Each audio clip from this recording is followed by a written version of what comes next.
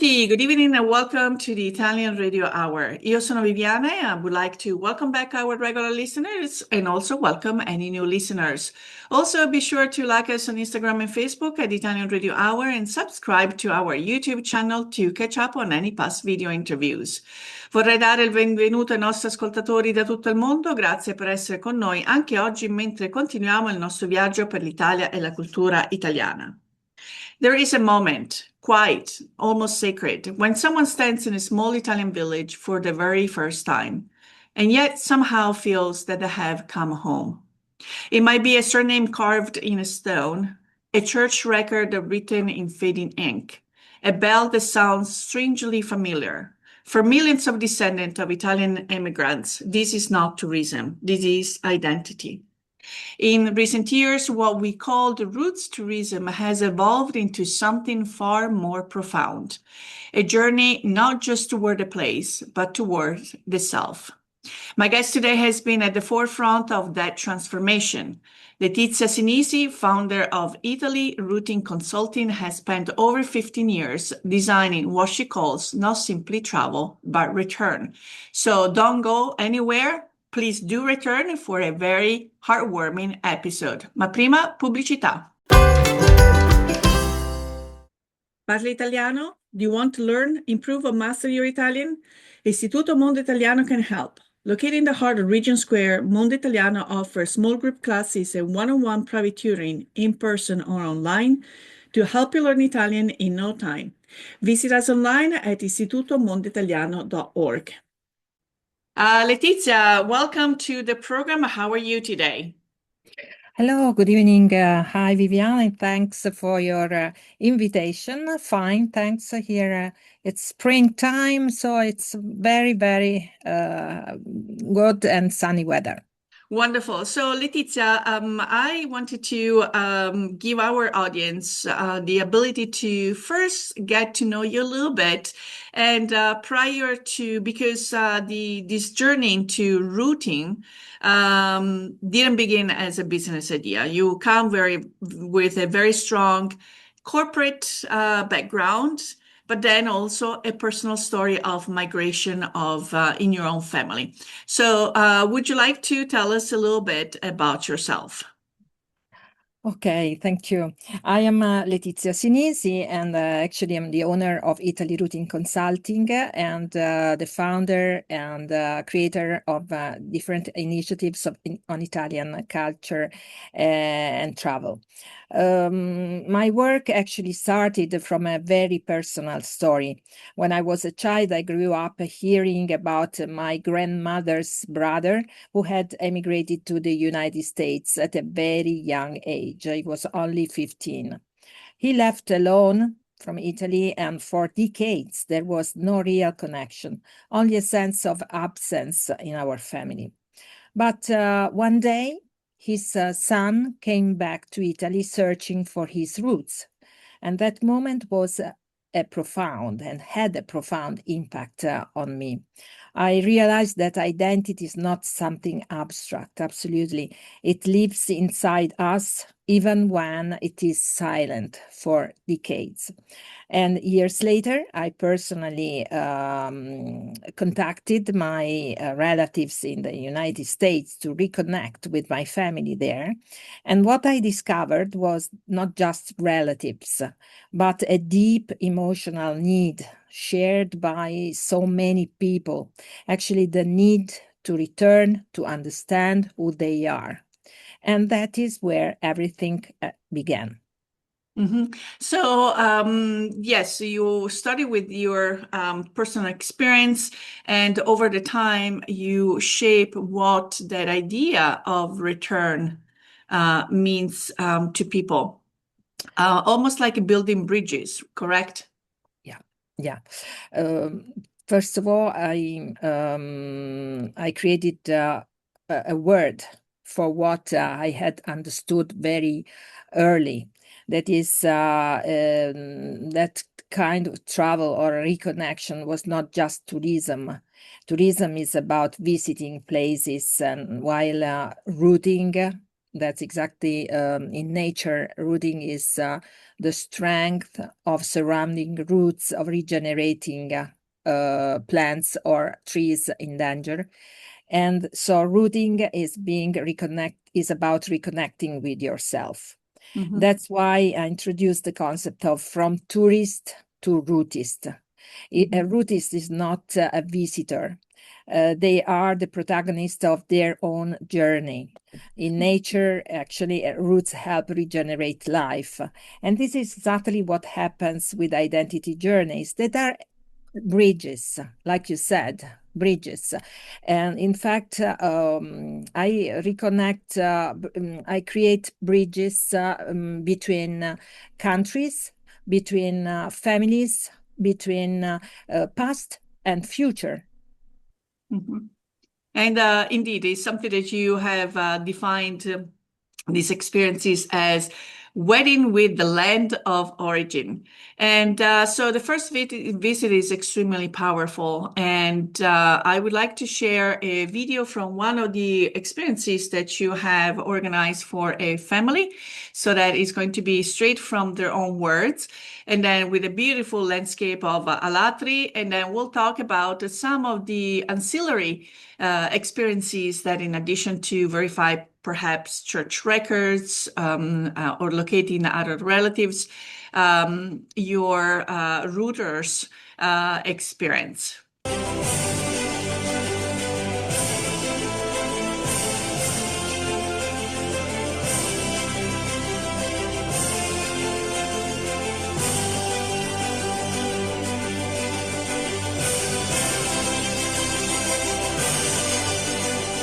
I can't even begin to describe it. It's just there are no words. It's overwhelming, but in the best way possible.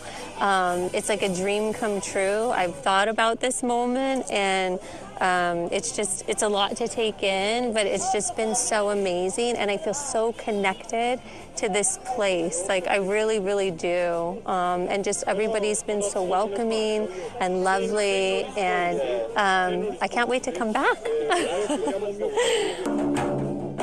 So we're going to keep on watching this video, but I would like to, because there are also some other elements that are very important, and put at some point I will start the audio again. But can you describe whether it is this lady or some other people, customers that have stood in front of the ancestral home for their first time? What is some of the reactions that you have mentally captured? Yeah, one of the most powerful aspects is that this journey never ends with one person. Actually, in the video, you see one person. Actually, Italia Oliver was with her son during that journey. But people often tell us, I wish my children were here. I want to come back with my siblings, with my whole family, and they want to come back. In fact, Italia at the end says, I definitely want to come back. And that's exactly what happens. The first journey is like a marriage with the land of origin, a unique, transformative moment. After that, it becomes a legacy, I should say.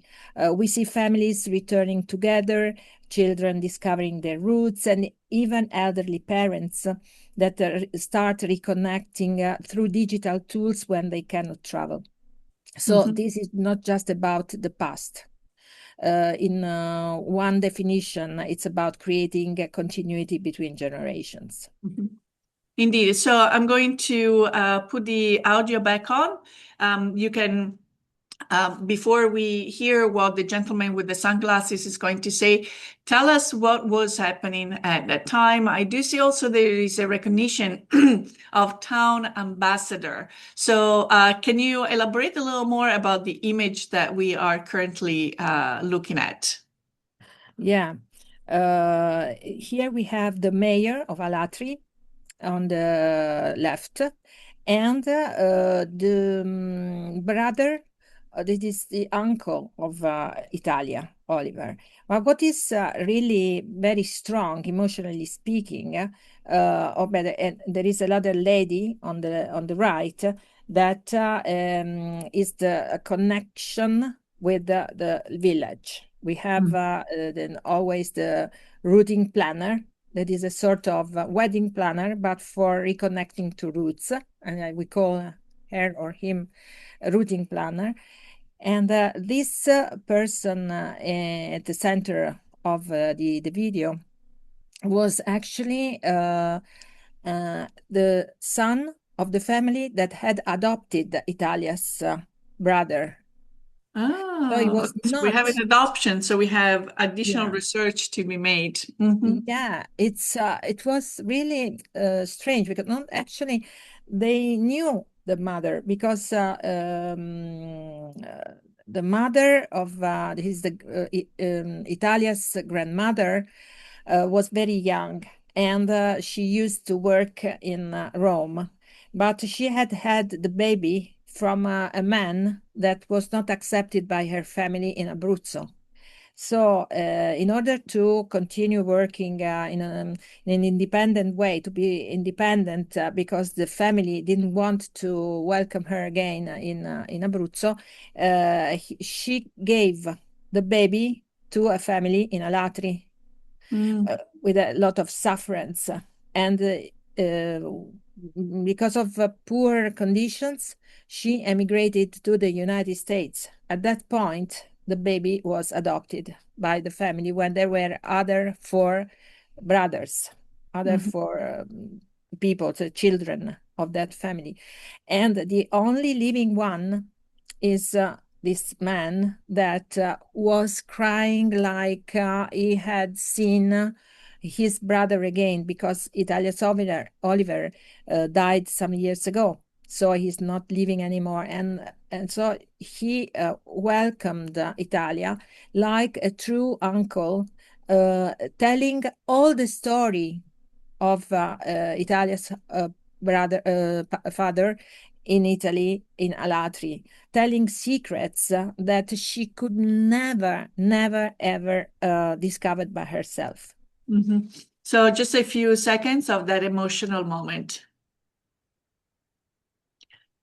And Perché ricordare un fratello Bravo.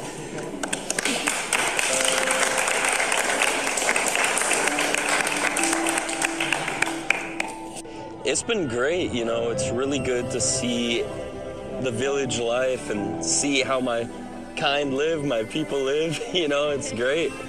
I enjoyed it a lot, seeing all the places where my grandfather went and grew up as a kid.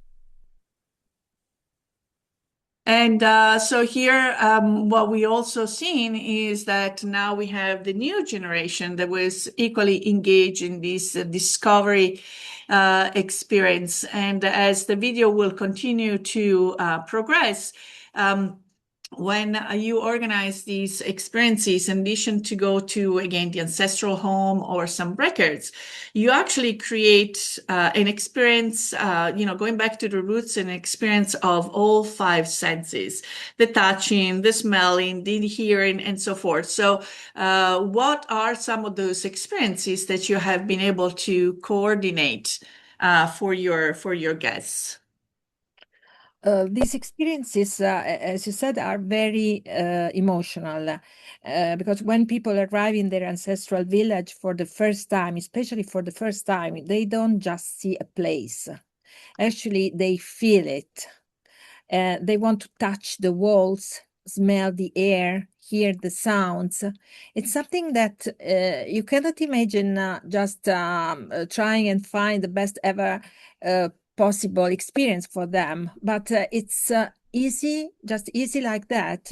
They smell the air and they say, oh, this was the air of my ancestor. And the young boy says, my people. He says, my people. So he feels some sense of belonging towards that place. It becomes a full sensory experience. Very often people cry, but not out of sadness, but because sometimes usually always, something inside them finally finds its place. It's a sense of fulfillment of something that is missing until that moment. And I often say that it feels like a meeting across time. And if their ancestors are somehow present in that moment, and sometimes almost inexplicably, things happen, like finding a document immediately as if guided. Whether you call it coincidence or something deeper, what matters is that people feel a connections with with themselves, actually. So to come to your question about experiences and emotional full sensory experience, it's the travel itself, I should say, the journey itself that is the experience with a capital E. Because it's an experience of life. Then inside we definitely we involve the village, we involve the institutions, we involve the memory keepers of the towns, of the little villages, and the village itself becomes part of the experience, basically. So it's an ecosystem. And indeed, in this specific journey, Alatri is famous for the cioce, which are the leather shoes that we see, on the shepherds, on the villagers, and sometimes when they in the folk dances. So here I'm going to turn the images back on, but we're still going to talk about it. Obviously, here we have musicians playing, and here is a workshop on the cioce. Also, the gentleman that we see here with the longer hair is from the Trilanti group, which I met in Rome. So it's like from Pittsburgh to Alatri to back to Rome's connection. That is so meaningful to also show these old professions to young people. They're so projecting to the future. And they reconnect again with their hands, with their ear, with the sounds and so forth. So tell us a little bit about the cioce workshop day. So that experience was particularly unique because the cioce is the old kind of shoes used by shepherds in the area, and they are made of leather.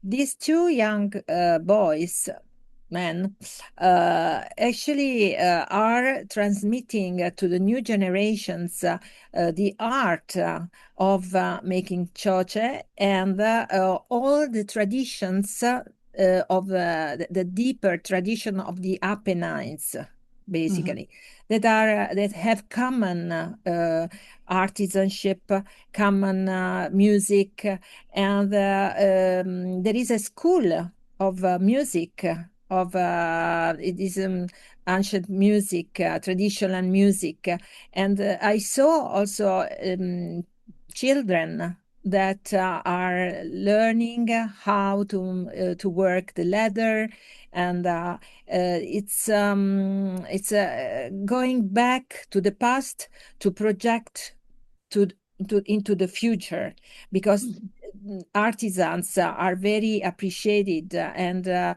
these kind of experiences are extremely researched and liked. So it's a way of developing a territory as well through these journeys, because there is the need and the desire to discover more and more about the past. But in order to discover more and more, we have to have young people involved, and that's what Trillante is making in a very excellent way. Let's see just a few seconds, and then I have one additional question before we go into the break.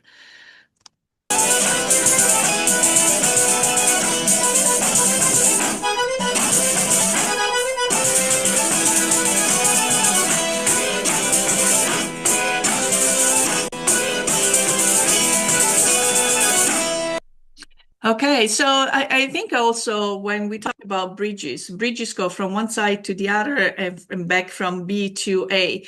And I think the engagement of the community to this experience enriches them as much as those that are coming for the first time and discovering, because in other experiences that you have documented, you see them how the whole town takes a huge pride in being part of it. They become this extended family, not just the ones with the same last name, but before they know, it's the whole village that comes together. And I think that creates a lifelong impact on the local and the locals, not just the elderly, but the young ones. They're going to hear these stories about migration, about sacrifice, about family, persistence, and bond. And then they see the, so to speak, visitor coming so that they can put a face with that stories. If I were a kid, that will stick in my mind forever. Absolutely. In their imprinting, it's something special. And you see in their eyes, in the eyes of children, like a sort of pride of what's going on. I saw also in Calabria, for example, in another experience, children dancing the tarantella in a very, very precise way. And they were all happy, extremely happy of participating with their parents, with their grandparents. It's something unique. And what makes these experiences truly meaningful is the involvement of local communities. The local communities are part of the experiences. And we don't create something artificial, actually. We activate what already exists in the territory. So cultural associations like Trillanti, artisans, local traditions, memory keepers. And in that moment, a personal story becomes a collective story. That's the miracle. The village doesn't just host the experience, but it becomes part of it. And this has a strong social value because it helps younger generations rediscover and preserve their own identity. So it's not only about the traveler himself, but it's also about regenerating the territory and developing, I should say, also attracting the young to remain there, because we, in the little villages in Italy, we have a problem of depopulation. So young people go away, migrate, and more villages are getting emptier and emptier. And this is a way of attracting not only people to live in these villages, but also to keep, to preserve and prevent a lot of young generations to go away. So don't go anywhere. We'll be right back. Do you love Italian food? Want to learn the secrets of homemade pasta, sauces, and traditional recipes, just like Nana used to make? At Mondo Italiano, our authentic Italian cooking classes bring the taste of Italy right to Pittsburgh. From fresh pasta to regional specialties, every class is a delicious journey through Italy's culinary traditions. Spots fill quickly, so reserve your seat today. Call us at 412-478-2681 or find us online. Mondo Italiano, where Italy comes alive one dish at a time.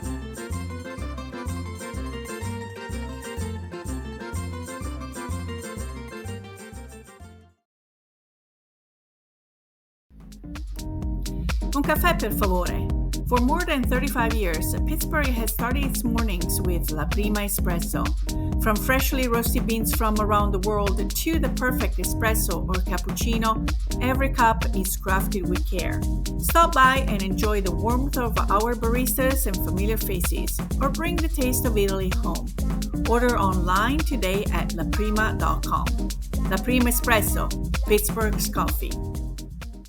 We're back with Letizia Sinisi, founder of Italy Routing Consulting. Letizia has been spending over 15 years designing what she calls a return to your identity type of experience. And obviously, in the background, we see a beautiful genealogy tree. And so genealogy, for some people that might not be as invested, excuse me, might just sound like building a family tree, okay? But that is more than that. It's something way more dynamic. So what does it mean to think of genealogy as a living science? Thanks for this question. This is particularly important in these days when we are launching the Academy of Italian Heritage and Travel. That is actually a combination of genealogy, applied genealogy to travel, to tourism, because as you said, it's a living science, not just belonging to the past. We have always in our mind not only the family trees, but also, for example, the crests, for example, or something that belongs to nobles or someone in the past.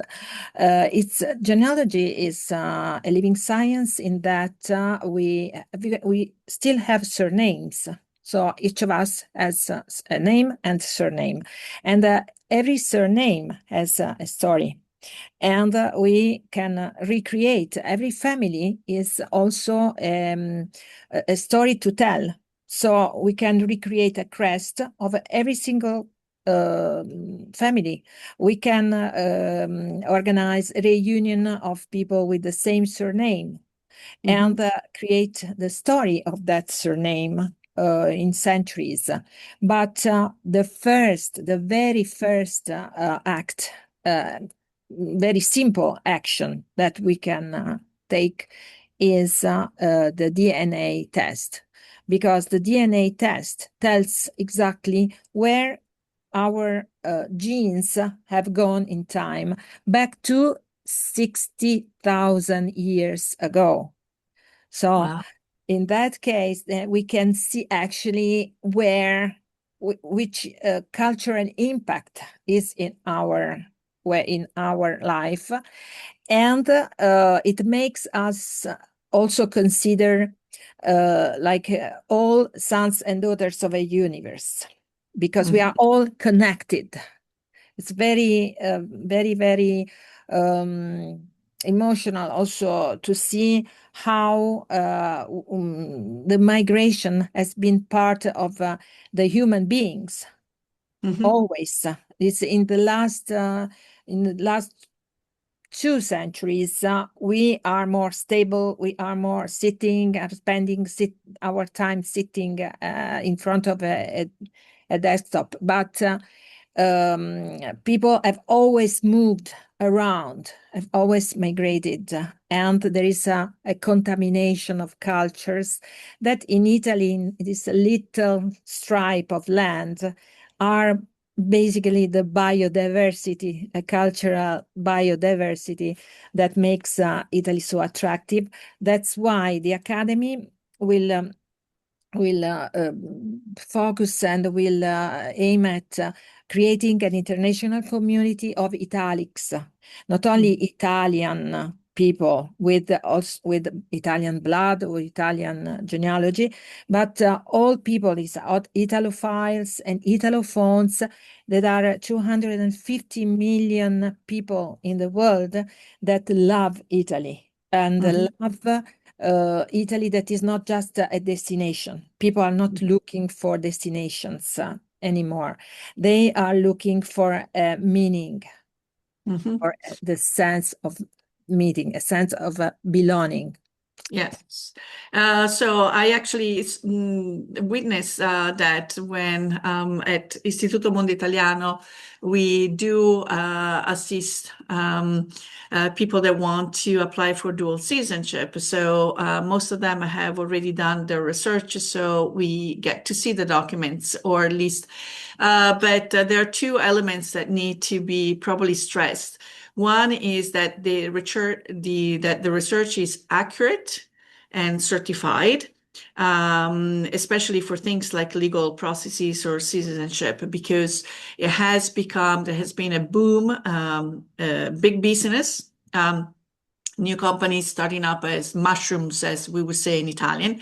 And therefore, the customer might not have all the tools to verify that that person that they're dealing with has gone through some sort of rigorous training, knowledge. And so let's talk about how important it is, and kind of without spoiling any surprises, but Istituto Mondo Italiano and is fully in support of this mission of Italian rooting. So you will hear more about how that is going to benefit our audience.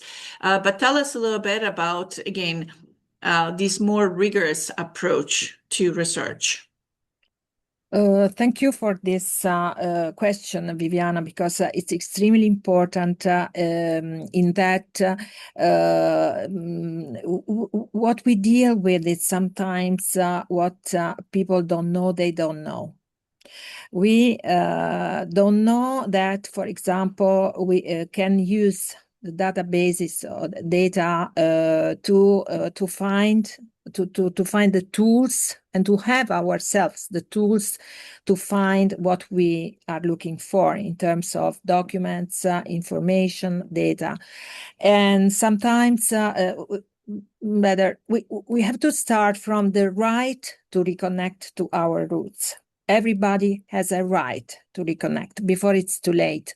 That's why we accelerate and we facilitate. And genealogy is something serious. It's something to be taken for serious. It's not just a game. It's not something because it belongs to, it has to do with life and with sometimes also tragic events and because every family story is extremely important.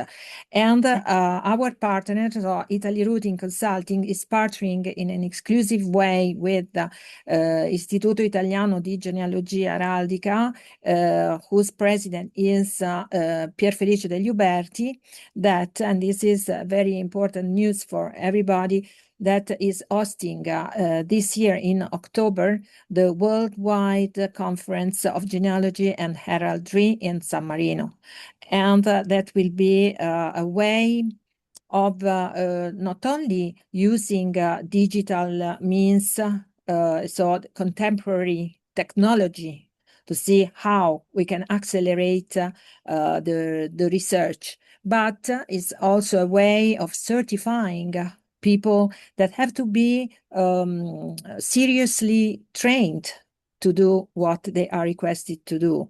Because I see for years, I have a network of people working on genealogy, but there are, for example, electricians that have their hobby in genealogy.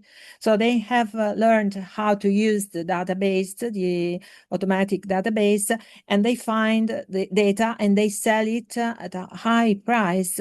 So research takes time and needs to be paid, but there are a lot of basic actions that we can do by ourselves.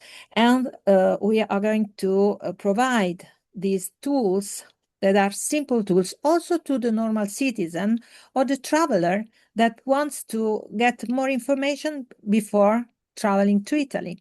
So it's a democratic way of considering genealogy, and also a very contemporary one, because we don't exclude technology, but the rigorous training is absolutely needed to certify and to guarantee the result and the outcome of the research, basically. Let's talk a little bit about language as a getaway. There is something powerful about being able to read your family's history in the original language, whether it's church records, names, documents. How does language deepen that connection to one's roots and can transform the experience from observation to true participation? There are a lot of documents that are in Italian, that are written in Italian. And so learning Italian is always a plus. It's also another way of reconnecting, probably the best way to reconnect, because talking the same language is getting a more immediate relationship with people and connecting with the language of one's ancestors. But there are also the most ancient, the oldest documents that are written in Latin. And so it's important that people that translate them know how to translate them. So there are two languages that we have to consider. One is Italian, and so having a serious course of Italian lessons, learning the language is always good, because you can also spend some time in Italy to exercise, to make practice, and then to reconnect more rapidly. While the Latin needs some specific abilities and training to be translated in the right way, because Latin contains some concepts in the language that tells a lot about what was the time when the document has been written. But again, that is something that is related to very old documents. In Sicily, we go back to the 1400 with some specific archives that where you can find it's really nice to see, like certificato, it's the family certificate today, the modern family certificate. At that time, there were some documents where the name of all the components of the members of the family were listed, but not only the members, but also people that were asked by the family because they needed some help, and they helped each other. So poor people could be asked by a family, and it's very nice and funny to see, like they had a sheep, and they had a horse, and they had a cow, and the family center, it was like a house that was documented, and all people with that surname, we have seen that we're all related to each other. And there were some hubs of the same surname. That's where the surname had been created, because usually it was a nickname or something that belonged to the work, the job of these people.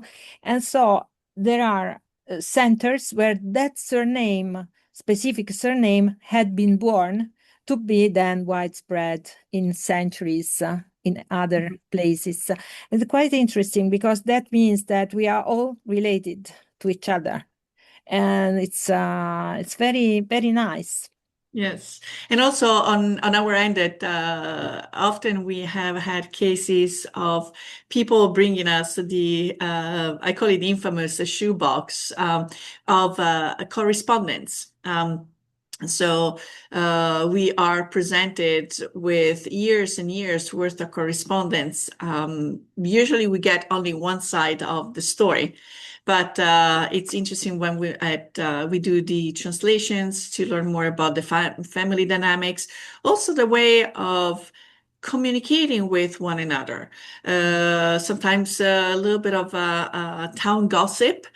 Of who liked who, or some individuals, or even some needs, or please send me the the galoche back home, because maybe it was something that wherever in Italy they couldn't find, or how the house got divided into the different siblings, or what was the yield.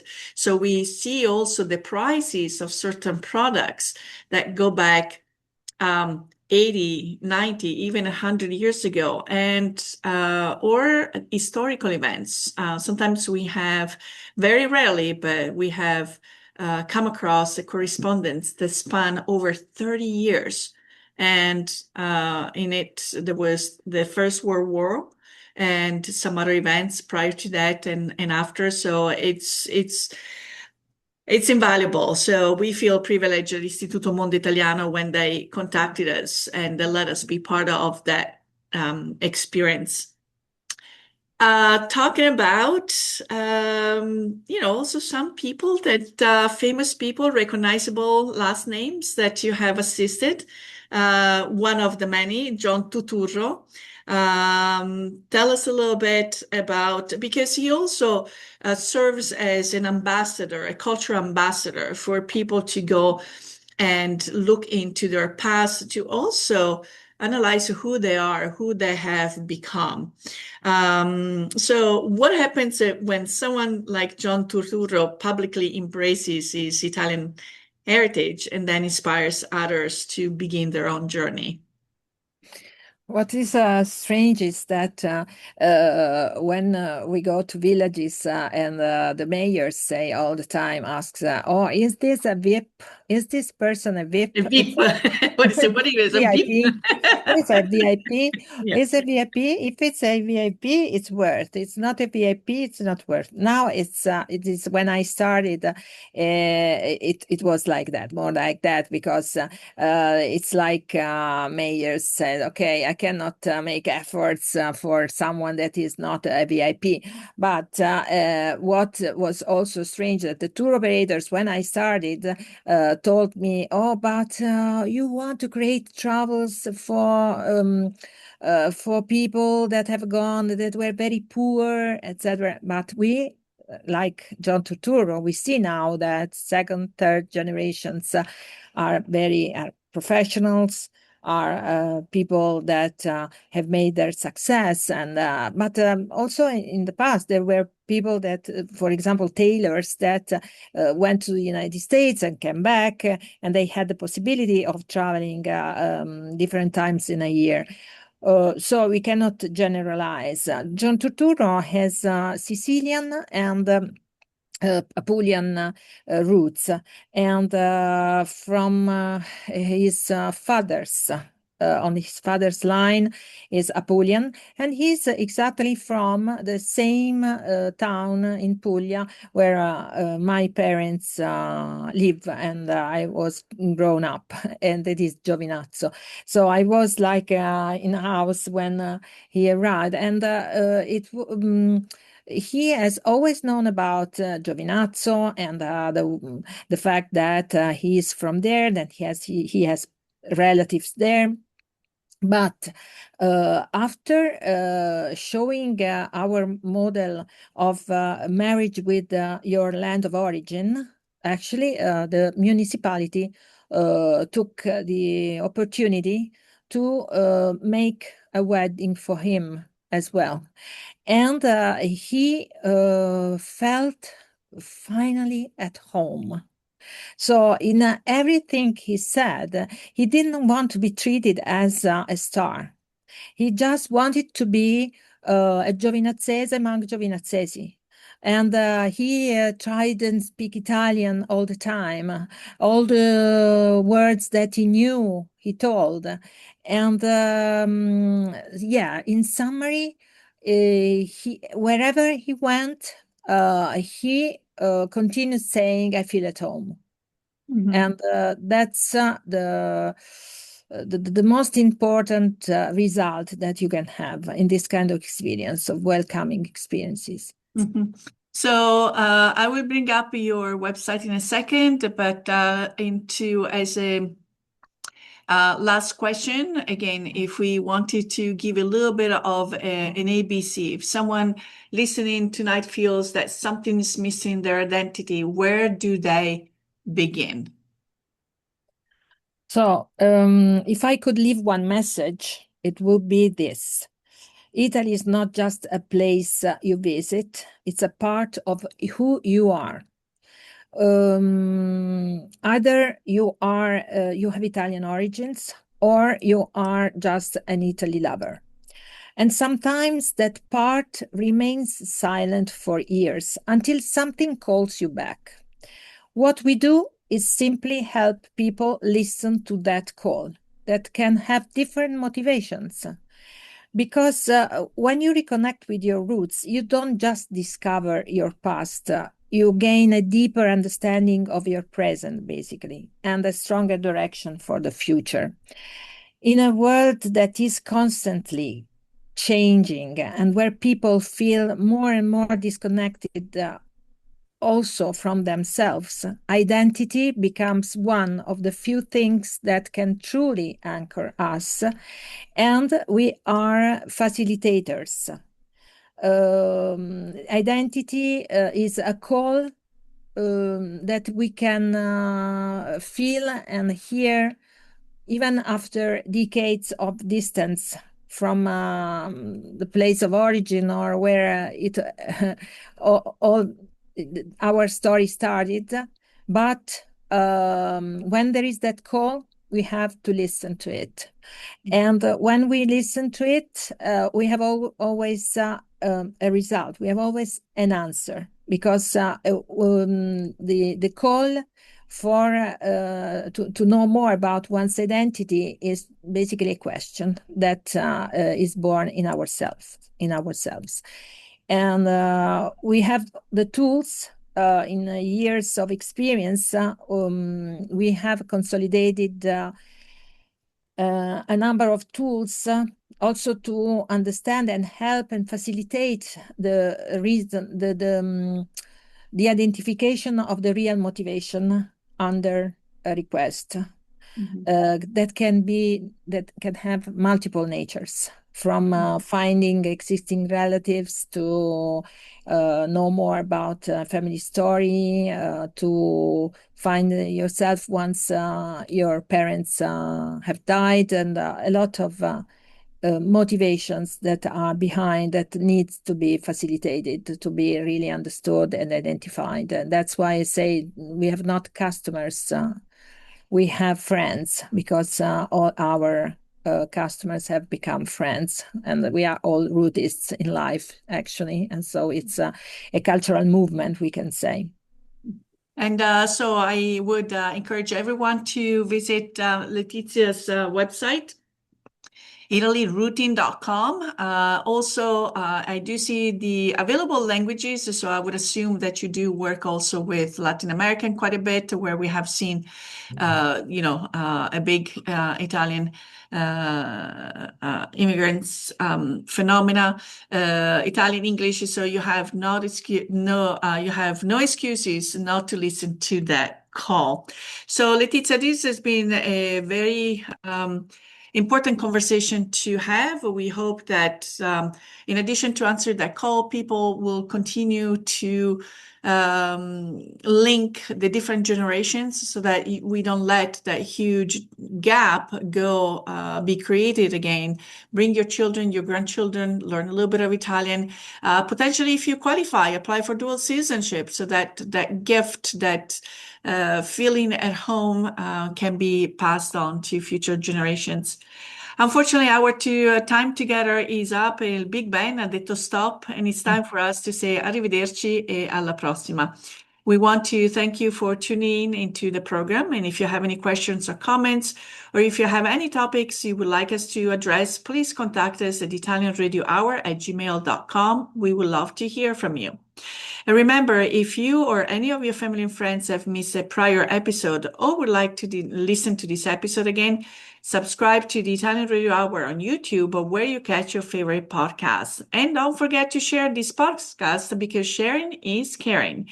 So I would like to thank my guest again, Letizia Sinisi, for joining us. Our sponsors, Istituto Mondo Italiano and La Prima Espresso. Until next time, alla prossima. Ciao, ciao.